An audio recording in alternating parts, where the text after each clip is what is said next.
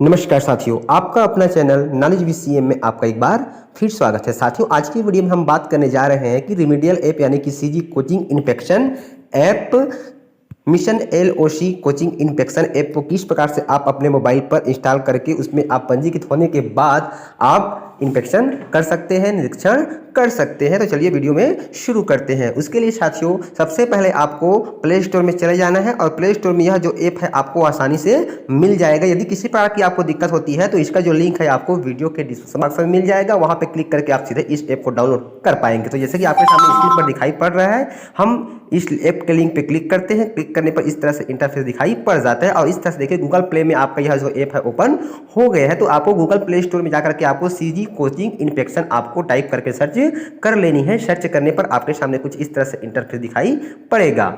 साथियों, यह जो ऐप है वह एनआईसी द्वारा डेवलप किया गया है। तो इस प्रकार से आपके सामने स्क्रीन दिखाई पड़ जाएगी। उसके बाद फिर आपको इंस्टॉल पे क्लिक करना है। जैसे ही आप इंस्टॉल पे क्लिक करेंगे तो यह ऐप जो है आपके मोबाइल पर सफलतापूर्वक इंस्टॉल हो जाएगा। यह जो ऐप है 3.89 MB का ऐप है। बहुत साथियों इस प्रकार से यह जो ऐप है हमारे मोबाइल पर इंस्टॉल हो चुका है। जैसे कि मैंने आपको पहले ही बताया कि यह जो ऐप है एनआईसी द्वारा डेवलप किया गया है, mission LOC coaching infection app. उसके बाद क्या करनी है, आपको इस प्रकार से ओपन पे क्लिक करके इसको ओपन कर लेनी है। जैसे ही आप ओपन करेंगे तो आपके सामने इस तरह से इंटरफेस दिखाई पड़ जाएगा। देखिए टॉप में आपको छत्तीसगढ़ शासन का आपको लोगो दिखाई पड़ रहा है और वहां पे आपको दिखाई पड़ रहा है mission LOC coaching infection app. उसके बाद नीचे में देखिए आपको दिखाई पड़ रहा है रजिस्टर करें, तो आपको ये रजिस्टर करें पे क्लिक करना है। जैसे ही आप रजिस्टर करें पे क्लिक करेंगे तो आपके सामने कुछ इस तरह से इंटरफेस आ जाएगा। यह कुछ आपसे परमिशन मांगेगा तो आपको इसको अलाउ कर देना है इस प्रकार से। और उसके बाद यहाँ पे देखिए यह आपका लोकेशन ट्रेस करने के लिए पूछ रहा है, तो आपको इसको भी अलाउ कर देनी है। उसके बाद अलाउ करने के बाद आपके सामने इस तरह से इंटरफेस दिखाई पड़ जाता है। उसके बाद देखिए यहाँ पे आपको दिखाई पड़ रहा है मोबाइल नंबर रजिस्टर करें। तो यहाँ पे आप जिस मोबाइल नंबर को पंजीकृत करना चाह रहे हैं उस मोबाइल नंबर को यहाँ पे आपको 10 अंक का जो मोबाइल नंबर उसको आपको यहाँ पे फिल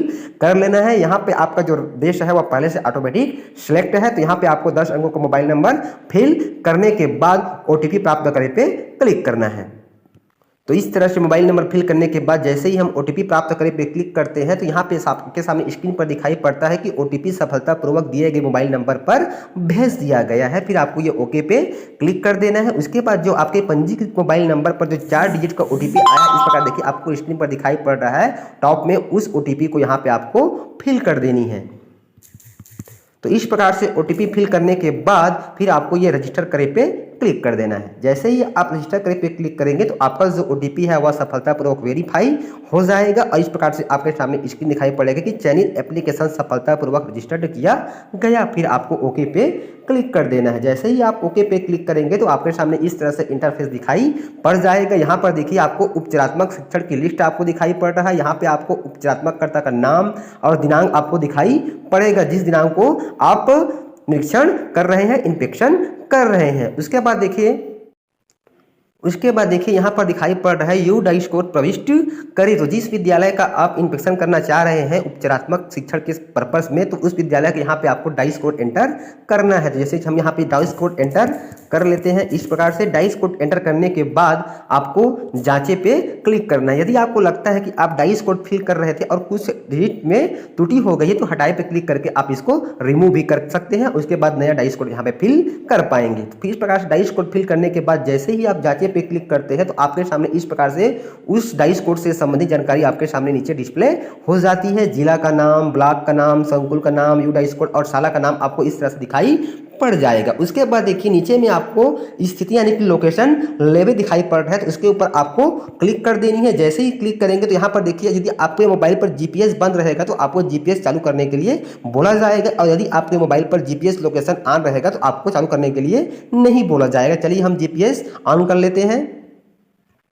जीपीएस यानी कि लोकेशन, चलिए हम लोकेशन को ये ऑन कर दिए। ऑन करने के बाद जैसे ही हम पुनः स्थिति लोकेशन लेवल पे क्लिक करते हैं तो हमारे सामने इस तरह से स्क्रीन आ जाती है कि अपनी स्थिति यानी कि लोकेशन को जांच कर लेवे। तो आपको हाँ पे क्लिक करना है। जैसे ही आप हाँ पे क्लिक करेंगे तो आपके सामने इस तरह से स्क्रीन दिखाई पड़ जाएगी। यहाँ पर देखिए आपके सामने स्क्रीन दिखाई पड़ जाएगी। और यहाँ पे देखिए स्क्रीन दिखाई पड़ रही है कि यहाँ पे आपका जो वर्तमान स्थान का अक्षांश है यानी कि लैटिट्यूड और वर्तमान स्थान का जो देशांतर है लॉन्गिट्यूड वो आपको दिखाई पड़ेगा इस प्रकार से। उसके बाद आपका लोकेशन ट्रेस होने के बाद पुनः आपको देखिए यहाँ पे 2 बटन दिखाई पड़ रहा है, स्थिति या लोकेशन लेवे। क्योंकि यहाँ पर हमारा लोकेशन आ चुका है, यदि नहीं आता है तब की स्थिति में पुनः आपको क्लिक करके लोकेशन ट्रेस करना है। उसके बाद फिर क्या करनी है, आपको आगे बढ़े पे क्लिक करना है। जैसे ही आप आगे बढ़े पे क्लिक करेंगे तो आपके सामने इस तरह से इंटरफेस दिखाई पड़ जाता है। यहाँ पे कुछ आपको प्रश्न दिया गया है, इस प्रश्न को आपको फिलअप करनी है। जैसे कि नंबर 1 में दिया गया है दर्ज विद्यार्थी यानी कि उस स्कूल में कितने दर्ज संख्या है उसको आपको यहाँ पे फिल करना है। जिस दिनांक को इंस्पेक्शन किया जा रहा है उस दिनांक को उपस्थित विद्यार्थी की संख्या नंबर 2 में आपको फिल करनी है और उपचारात्मक शिक्षण दे रहे शिक्षकों की संख्या यहाँ पे आपको फिल करनी है। उसके बाद देखिए नंबर 4 में दिया गया है बेस लाइन टेस्ट लिया गया, इसमें कुल 3 उत्तर दिया गया है, हाँ नहीं और जांचा नहीं गया। तो हर प्रश्न में आपको 3 उत्तर दिया गया है। उसके बाद देखिए विद्यार्थियों के कमजोर क्षेत्र की पहचान की गई है, हाँ नहीं या फिर जांचा नहीं गया। इस प्रकार से नंबर 6 में है कि बच्चों को पूर्व की कक्षाओं की महत्वपूर्ण अवधारणाओं को समझाया जा रहा है, तो आपको इसको हाँ नहीं या फिर जांचा नहीं गया इस पे क्लिक करके आपको उत्तर बतानी है, यानी कि तीनों ऑप्शन में से किसी एक ऑप्शन पे क्लिक करनी है। नंबर 7वां प्रश्न में कहा गया है कि वर्तमान कक्षा की अवधारणाओं को पढ़ाया जा रहा है, उपचारात्मक शिक्षण व्यवस्थित तरीके से हो रहा है, बच्चों को पढ़ने का अवसर देने पर समझ के साथ पढ़ पा रहे हैं, बच्चों को गणित के सवाल देने पर सही तरीके से हल कर पा रहे हैं, बच्चे अंग्रेजी में ठीक से सवाल हल कर पा रहे हैं, बच्चों को अभ्यास कार्य देते हुए उनकी कॉपी सही तरीके से चेक होती है, बच्चों को एक दूसरे के साथ समूह में सीखने का अवसर दिया जा रहा है। नंबर 14वां में कहा गया है कि कक्षा में इंटरनेट की सुविधा का उपयोग बच्चों को सिखाने हेतु लिया जा रहा है। और नंबर 15वां में कहा गया है कि अतिरिक्त कक्षाओं का आयोजन कब किया जा रहा है। तो यहाँ पे आपको ड्रॉप डाउन से चयन करनी है कि साला समय से ठीक पहले, साला समय से ठीक बाद, सुबह सुबह समुदाय के बीच या शाम को समुदाय के बीच या फिर अवकाश के दिनों में। तो इस प्रकार से जो भी उस स्कूल के लिए लागू होता है उसको आपको चयन कर लेनी है इस तरह से। उसके बाद जैसे ही आप आगे बढ़े पे क्लिक करेंगे तो देखिए यदि आप सभी जानकारी को फिल नहीं करेंगे तो आपके सामने इस तरह से इंटरफेस आएगा कि सभी जानकारी अनिवार्य है। तो इस प्रकार से जो 15 क्वेश्चन दिए गए तो हर एक क्वेश्चन को आपको भरना जरूरी है इस प्रकार से। चलिए हम इसको फिलअप कर लेते हैं। तो इस प्रकार से सभी क्वेश्चन का आंसर अटेम्प्ट करने के बाद हमें आगे बढ़े पे क्लिक करना है। जैसे ही आप आगे बढ़े पे क्लिक करेंगे तो यहाँ पर आपके सामने इस तरह से इंटरफेस दिखाई पड़ेगा कि आपके द्वारा किया गया निरीक्षण यहाँ पे प्रश्न है और यहाँ पे उसके आपको उत्तर दिखाई पड़ेंगे। इस प्रकार से उत्तर दिखाई पड़ेगा। यदि आपको लगता है कि किसी प्रश्न का उत्तर आपने गलत फिल कर लिया है तो यहाँ पर देखिए 2 ऑप्शन दिखाई पड़ रहे हैं, वापस जाए और आगे बढ़े। यदि आपको आंसर में कुछ त्रुटि लग रही है तो आप वापस जाए पे क्लिक करके पुनः सही आंसर फिल कर सकते हैं। तो इस प्रकार से लगता है आपको जो भी जानकारी है आपकी सही है तो फिर आपको आगे बढ़े पे क्लिक करना है। जैसे ही आप आगे बढ़े पे क्लिक करेंगे तो आपके सामने इस तरह से इंटरफेस आ जाएगा कि कृपया साला की कम से कम एक फोटो अपलोड करें। तो यहाँ पे देखिए आपको कैमरा का आइकॉन दिखाई पड़ रहा है, इस कैमरा के आइकॉन पे आपको क्लिक करके विद्यालय का फोटोग्राफ आपको अपलोड करनी है। उसके बाद फिर आपको सुरक्षित करे पे क्लिक करना है।